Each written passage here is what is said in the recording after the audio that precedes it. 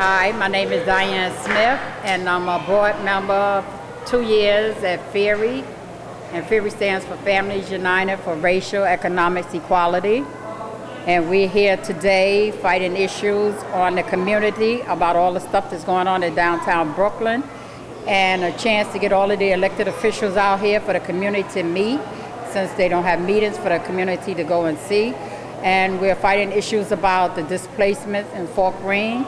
We're fighting about the no supermarkets on Myrtle Avenue, no laundromats, drugstores. We're fighting about all the small businesses in downtown Fulton Street that's being closed down. So it's a lot of issues we have going on. This is our 5th annual convention. We've done it 5 years in a row. We have elected officials here today. We have Assemblyman Hakeem Jeffries. We have Assemblyman Joseph Lento. We have Senator Velmanette Montgomery, and we have a representative, Mr. Edwards, from the Governor Patterson's office. I'm Kevin Powell, I live right here in Fort Greene. I want to give much respect to my elders in the room, Mr. Carter, and let's give a round of applause to all the elders in the room, all the folks who've been holding it down all these years. Mama Joy right here. Let's give a round of applause to all the women who've been holding down in the community, y'all. Can we do that? Come on, y'all. Now, are y'all ready to march? Mr. Carter said no. The reason why he said no is because, how many of y'all know what August 15th is? August 15th is the deadline for voter registration. He said several times today that the young people need to be registered to vote. Amen? Amen. All right, so you gotta be registered to vote by August 15th. Now, Mr. Carter, you gonna be leading that voter registration drive? That's right, all right. Say that again? Especially in the projects, right here in Whitman and Ingersoll. The whole, okay, all right. So, in preparation for us getting ready to march, I want y'all to say, how many of y'all believe that y'all can make a change out there? Just hold your hands up. Hold your hands up, you believe you can make a change. All right. I want y'all to say after me, I'm a movement by myself, but we're a force when we're together. I'm a movement by myself, but we're a force when we're together. I'm a movement by myself, but I'm a force when we're together. We're a force when we're together. Y'all ready to march? Yo!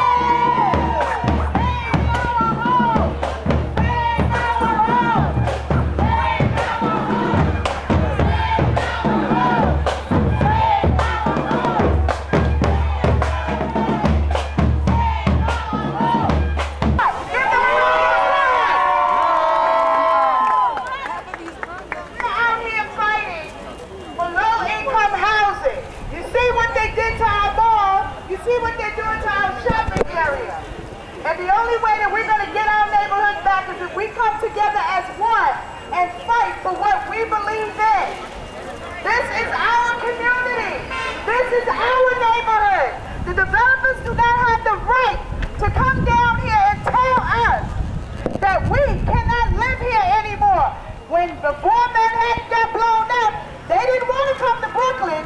But now that Manhattan done got blown up, they want to come down here and they want to tell us that we can't live here anymore. Are we going to take this? No! Are we going to take this? No! We are here to fight for what belongs to us. And the only way that we're going to get that is if we all stick together. And I don't mean just when something bad happens. I mean when something good happens. Half of you don't even know about the Underground Railroad that runs through here. That belongs to us. Yes. Okay? They tried to take that away from us. They tried to close it down. They tried to put a parking lot on the Underground Railroad that our ancestors suffered. Okay? But we took them to court. And guess what? We won the fight. Yeah. Okay? The developers did not win that fight. That Underground Railroad will be there for our children, our grandchildren, and our great-grandchildren. So they will know what our families, our ancestors had suffered for them. So right now, what we need to do is that we need to come together as one, because in a couple of years, downtown Brooklyn is not going to look like downtown Brooklyn anymore, people. Don't wait until it happens. Fight now. Come out. Come to FUREE. Join us. Help us make them understand that we need better shopping centers. We don't even have a decent supermarket where we can go and buy food. Nope. But they're going to come down here and they're going to tell us that they're going to bring a D'Agostino's. How many of you eat at D'Agostino's? Not many. I know I don't. Not many. I know I don't. We don't need a Starbucks. We don't need a Dunkin' Donuts. We got enough of them around here, okay? We don't need none of those things. We need decent supermarkets with decent food to feed our children the way they feed their children. That's right. Okay? We don't need high-rise buildings where we can't even look out of our window. All right? We can't even afford to live there. There you go. All right? If your starting pay is not anywhere near $90,000 or better, don't think about living down here. They're trying to put Fort Greene on a back burner. They're trying to take the projects away from us, all right? No justice, no peace. Let me hear you say it. No justice, no peace. No justice, no peace. No justice, no peace. No justice, no peace. No justice, no peace. No justice, no peace. No justice, no peace. No justice, no peace. And let me give you some more information. We don't even have decent child care downtown, okay? Our children can't even go to a decent daycare without getting hurt, without getting sick. Yes. But yet, they're going to tell us that if we don't go out and work, we're not going to have child care, okay? We can't go out and work if we don't have a job, all right? We can't get a job because they keep bringing other people in. Exactly. So that means that you're without a job. The summer youth, our kids deserve to have a summer job. They deserve to be able to buy the supplies that they need, not take the jobs away from our community. So I'm asking you, I'm begging you, come out, fight, all right? And I have one question for you right now. What do we want? Justice. What do we want? Justice. When do we want it? Now. When do we want it? Now.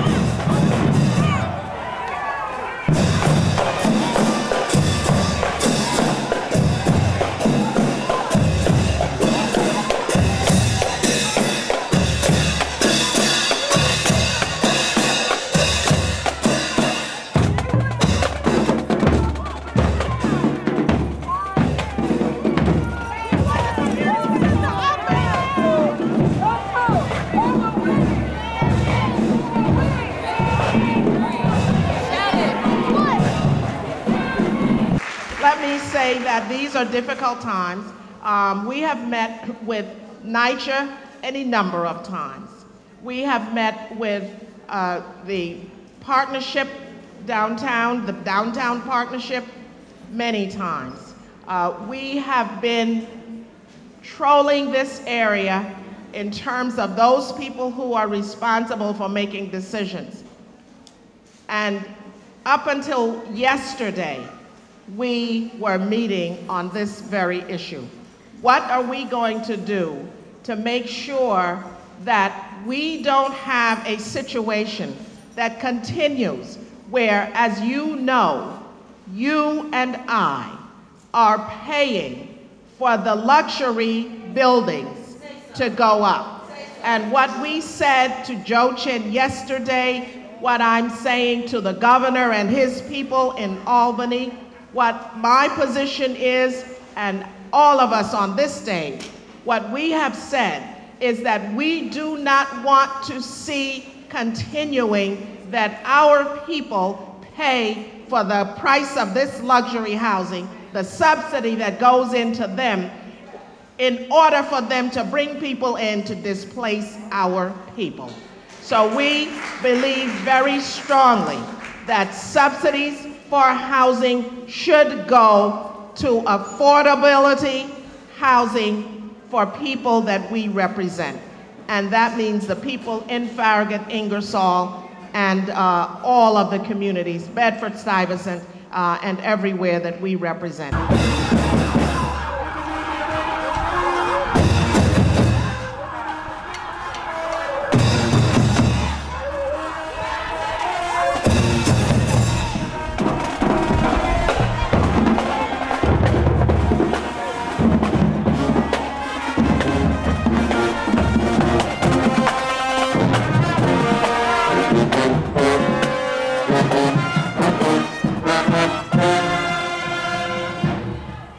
Talking to the tenants, and then small businesses were like, oh wow, you guys are working with the tenants that are getting kicked out? Well, guess what? We're getting kicked out too, and we're being given notices of 30 days to get out because we're not supposed to be here anymore.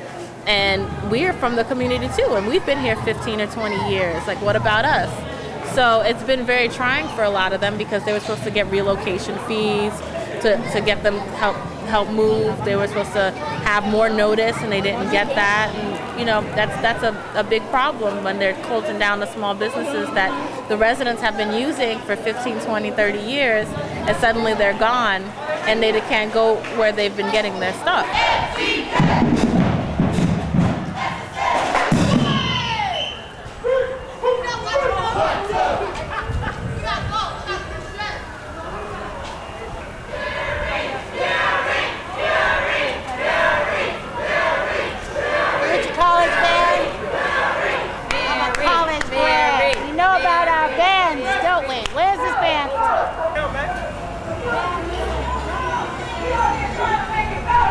Mr. Hakeem Jeffries. Hello, my name is Diane Smith. Once again, we invited Congressman Ed Towns, but at the last minute, he reneged on us. 5 years in a row, he reneged on us. We're certainly happy and pleased for all the tenant leaders and for Ms. Berry and Mr. Carter, those who have been laboring in the vineyards of this community for a long time and have enabled folks like myself to be standing where I am today. And to all of you and to FUREE, we appreciate all that you've done in terms of organizing this community. You know, when I woke up today and I saw it was such a beautiful day, I wondered what the turnout would be like, but I walked into the room and I was so incredibly impressed. And I know that you're here today because you understand that we're in the midst of a displacement crisis in our communities. Residential displacement, business displacement, cultural displacement. We're in the midst of a displacement crisis. And so you're here because you understand that we're dealing with a crisis in affordability. So how have we begun to address that problem? First, let me say that in terms of the developments, Farragut, Ingersoll, and Whitman in particular, those that Assemblyman Lentil and I represent, we know that there is a NYCHA budgetary shortfall because the federal government for years and the state government for years haven't been doing their job in providing the funding that you deserve, which is why last year, Assemblyman Lentol, myself, Senator Montgomery, and others helped pass through the shelter allowance bill, which gave NYCHA an additional $65 million a year moving forward. $65 million a year. And that we passed that bill so that NYCHA would have the funding, or begin to have the funding, to keep the community centers open, to avoid consolidation, and to make sure that we can get that empty building that stands a few blocks from where we are open, so that our young people and our seniors and everyone else would be able to enjoy it and be able to have something constructive to do. In terms of these developments that are taking place, we know that these luxury condominium building after luxury condominium building are going up, and the intention is for them to go up not for you and I to live in, but for people from other communities and other boroughs to live in. But we've said to them, wherever we could, using the tax structure, using the zoning laws, and using the opportunity whenever those buildings were going up on city-owned land, to say that you must include affordable housing. So for instance, across the street from Ingersoll and Whitman on Myrtle, John Catsimatidis is a developer. Unfortunately, he tore down the supermarket and the other amenities before he had the money to build anything else. That's insane. What kind of developer is that? But we've said to him, and he recently in a meeting, and he wants to run for mayor, so y'all know what to do with that. We said to him, you are not going to build a single thing on that land if all you want to build is luxury housing. You must build affordability, and he's agreed to what's called 50-30-20. 30% moderate income housing, 20% low income housing. On the BAM site, again, 50-30-20. 30% moderate, 20% affordable for low-income families such as those in this room. And lastly, in terms of the tax structure, we reformed the 421A law last year to make sure that 20% of any development which receives tax breaks from New York City must be affordable to the community, and more importantly, that 50% of all affordable units by law have to go to the people who live in the community. That means that if you see things going up in this neighborhood, 50% of those apartments have to go to folks who live in places like Ingersoll, Whitman, and Farragut. I know my time is up. God bless you. Look forward to continuing to serve you in the New York State Assembly. Thank you, Mr. Jeffries.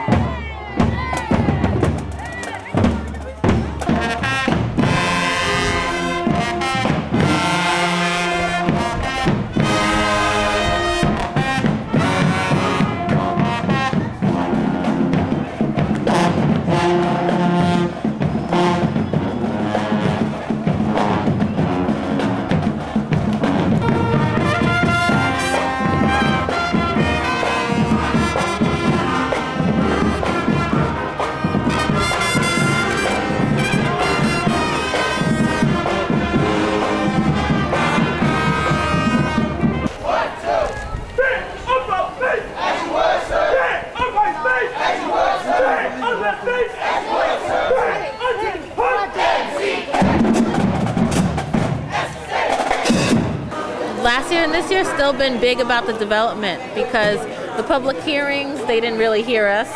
They just kind of had them and said, yeah, you guys can come talk, and then they were like, oh, your opinion doesn't really matter.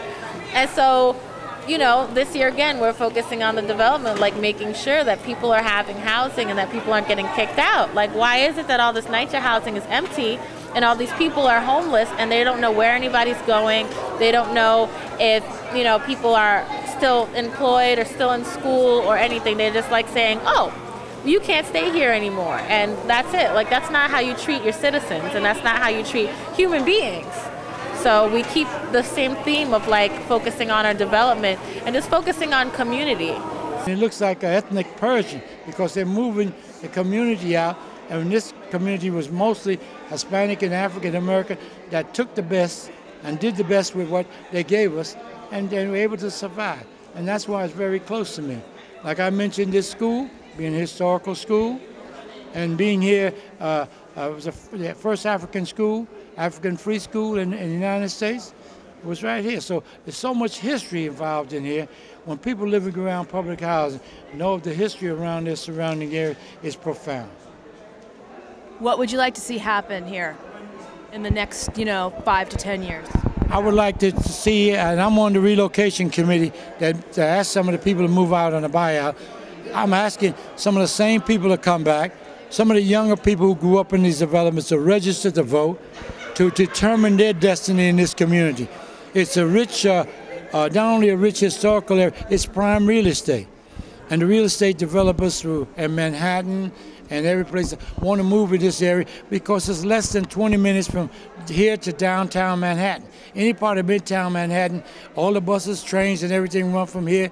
All of the good developments like the Metrotech and like all of the shopping areas are down here, the BAM Academy of Music in this area, and it's prime. So the developers want to move out to people, the poor people, okay, and the middle income people to move in for the ultra rich to live down in a prime real estate area. And that's what I want to see turn back, to let the people who really sweated out the hard times down here continue to live down in this neighborhood.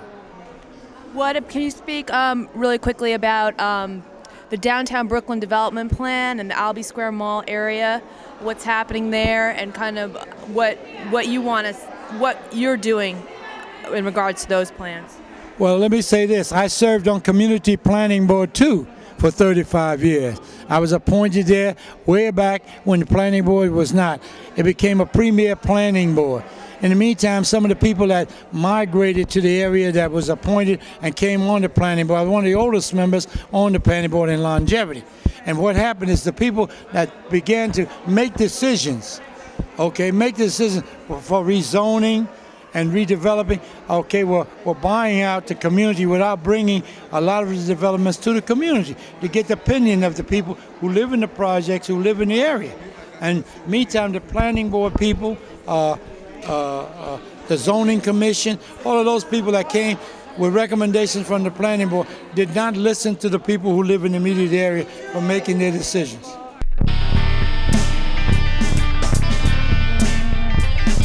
Our freedoms and our rights are slowly being eroded by executive orders and by signing statements. Do you think the government should be able to just march in for a developer and kick you out? You should think that if it can happen here, it can happen to anyone, anywhere. This devolution of the American press began in 1988 when Ronald Reagan abolished the Fairness Doctrine.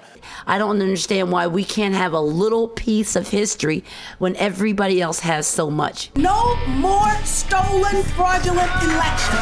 This is Freddie's Brooklyn Roundhouse with Cynthia McKinney. As my fellow Brooklynite, Allen Ginsberg, said, the soul should never die ungodly in an armed madhouse. Freddie's Brooklyn Roundhouse. Watch the show the corporate media doesn't want you to see. Tuesdays at 8 in Brooklyn, Thursdays at 8:30 in Manhattan, and online all the time at Freddy'sBrooklynRoundhouse.org and YouTube.com/Atlantic Yards.